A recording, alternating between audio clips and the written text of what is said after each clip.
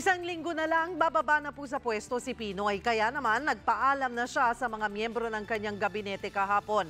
Nag-empake na rin daw siya ng kanyang mga gamit sa Malacanang. Nasa gitna ng aksyon, si JV Arsena.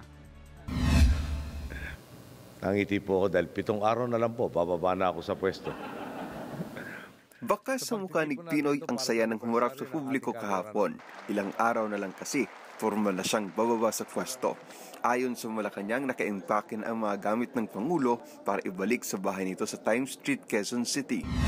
Ako naman po medyo nahinto sa pagtalumpati kanina dahil unang-una po linya, 7 araw na lang po ako sa pwesto.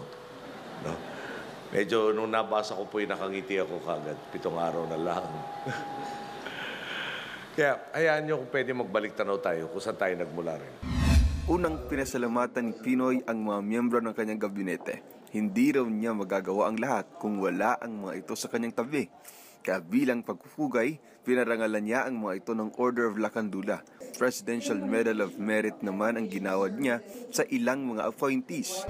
Most of you here have personal experience of how healthy my impatience can be when it comes to our people's well-being. Yet without complaint and with boundless enthusiasm, you energized the bureaucracy and made that impact on the lives of our people. Special mention ng Pangulo ang tinaguriang troubleshooter na si DFA Secretary Rene Almendras. Pero kapansin-pansin na hindi kasama si DOTC Secretary June Abaya. Kung nagtataka po kayo kung bakit si Rene lang ang sinabitan ng SAS at saka nilagay ng medallion, yung we just wanted to make sure one size fits all. Okay? Dagdag pa ni Pinoy ang mga parangal na ito ay magtataas ng standards para sa lahat ng government servant.